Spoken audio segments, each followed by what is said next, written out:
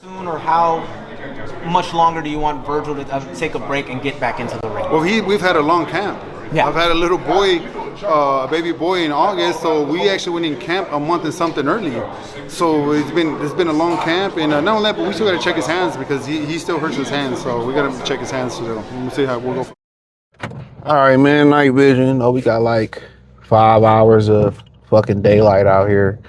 But back on a serious note, man, let's talk about Virgil Ortiz. You know, it's this thing that people believe Virgil Ortiz and Errol Spence will do these super numbers. I'm gonna address that the latter half of the video. But yeah, I heard Virgil Ortiz daddy talking about, well, their son hand is injured and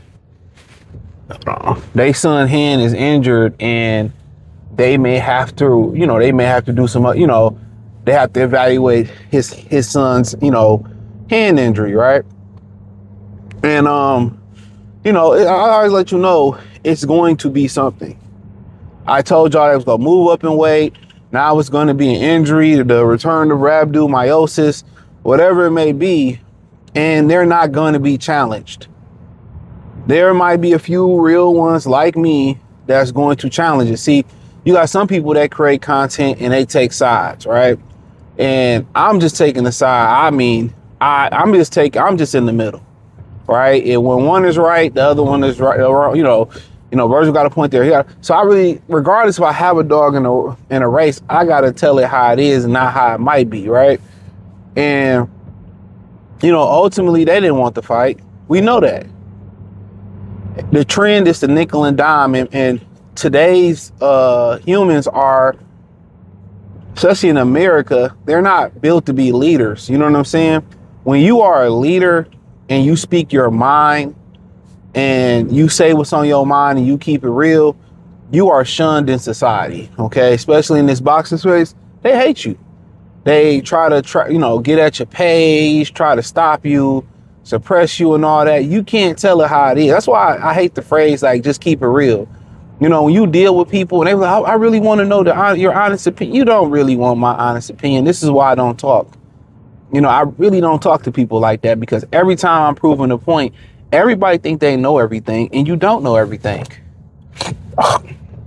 If you keep it real with somebody and you be like, well, I want you to be honest, you tell them the fucking truth, then they hold something against you because you told them the truth. Most people, I just kept it real. Like, I just want to be lied to. You know what I'm saying? Just keep it real. You ain't got to fake it for everybody, because guess what? People like me that know what it is, we watching how you move and not what you saying. We watching how you act, not what you speaking. You know what I'm saying? How you speaking, right? But nonetheless, right? I would just come out and say, I don't like the fight. We know they don't like the fight. But to come on, oh, we got an injury. You got my son keep hurting his hands and this, that. And it's just like, okay, bro, we get it. We get it. But, the problem is it ain't enough people that's going to speak on it. And it's not enough people who going to not fuck with Virgil Ortiz. That's the problem. And whether the same thing goes for any other fighter, it don't matter. It's not enough people that's going to stand, that's going to talk about it and really keep it a bean on it, and then stand on business and not fuck with it. That's the problem. Most of y'all still gonna watch whatever Virgil do. I ain't watching, I ain't tweeting, I ain't hashtagging, unless it's something respectable. If they go out there and say, well, we got other options like Mazaliev or Fondora, hey man, I'm with it. I'm cool. That makes a lot of sense. Going to get a title, that makes a lot of sense. I'm not mad at that. So I'm not saying Boots is even the best option. Or Virgil's, if they both go get titles and unified, cool, I'm with that, right? But you can't fight another kickstand again, right? Or another man stand. But, his hands, and like, y'all already copping, please. I get it.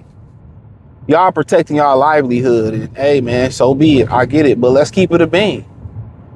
Let's be honest about who we are and what our intentions are. Leo Santa Cruz got a lot of flack, but he kept it real. And after a while, you couldn't really harp on the dude because he telling you, hey, man, you know what I'm saying? Don't be a Decepticon. Don't be a deceptor. Keep it real. We can tell by your body language you don't want it, and that's okay. You're not the best. You don't want to fight the best. And if you allow these guys, anybody, to talk too much, the first thing they did when they put a microphone back in his face backstage, what did they say? What did he say? Yeah, I don't care who's next. I want to fight the best. No, I want to fight Errol Spence. He just lied that quick.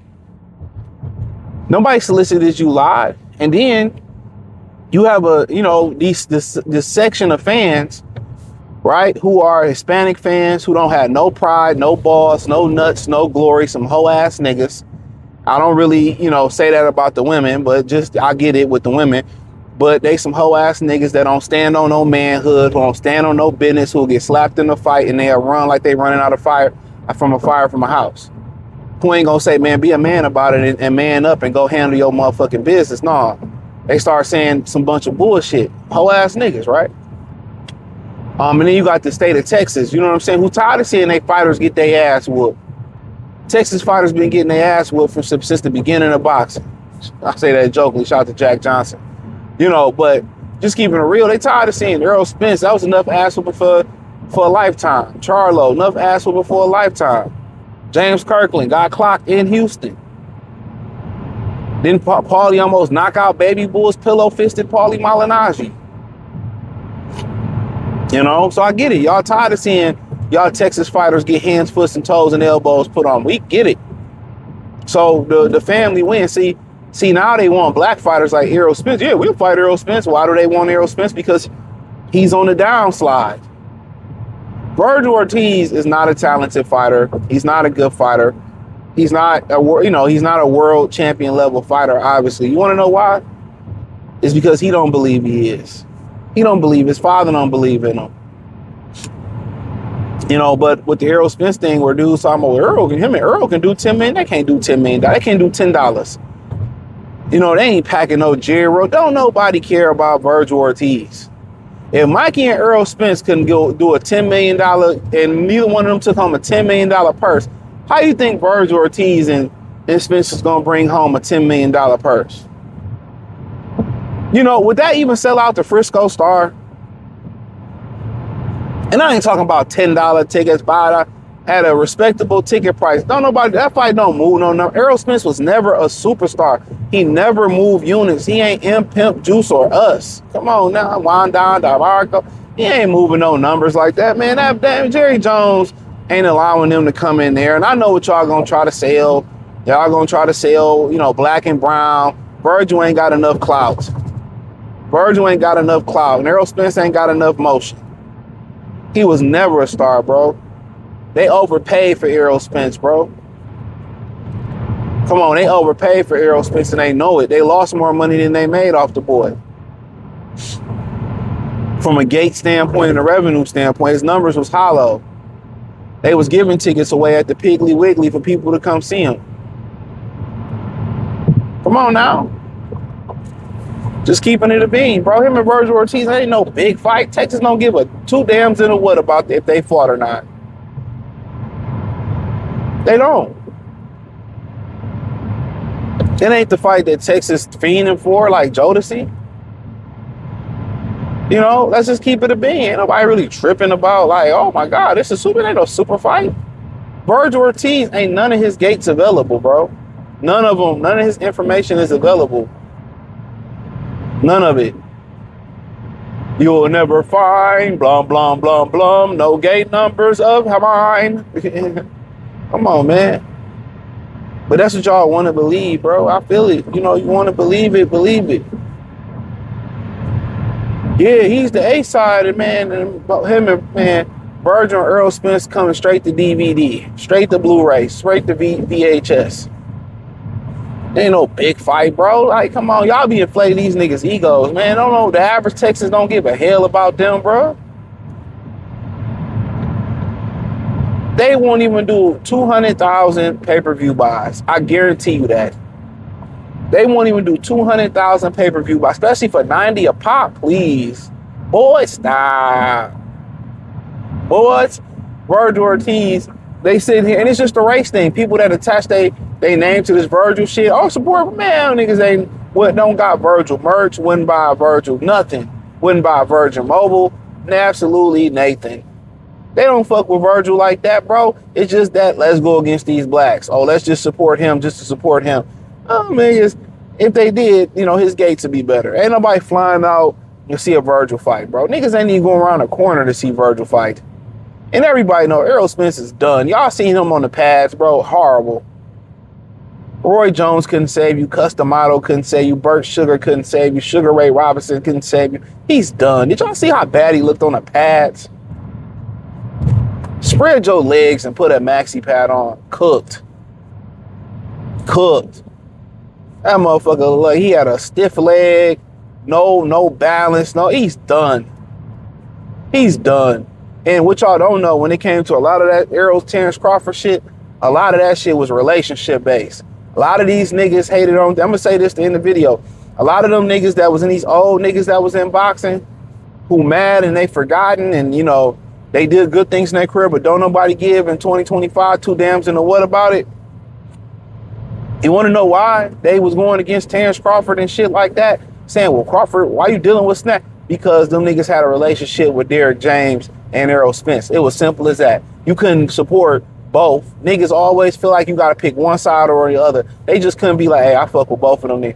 It wasn't popular to fuck with Bud because Al Heyman sat there and he did that brother dirty, bro.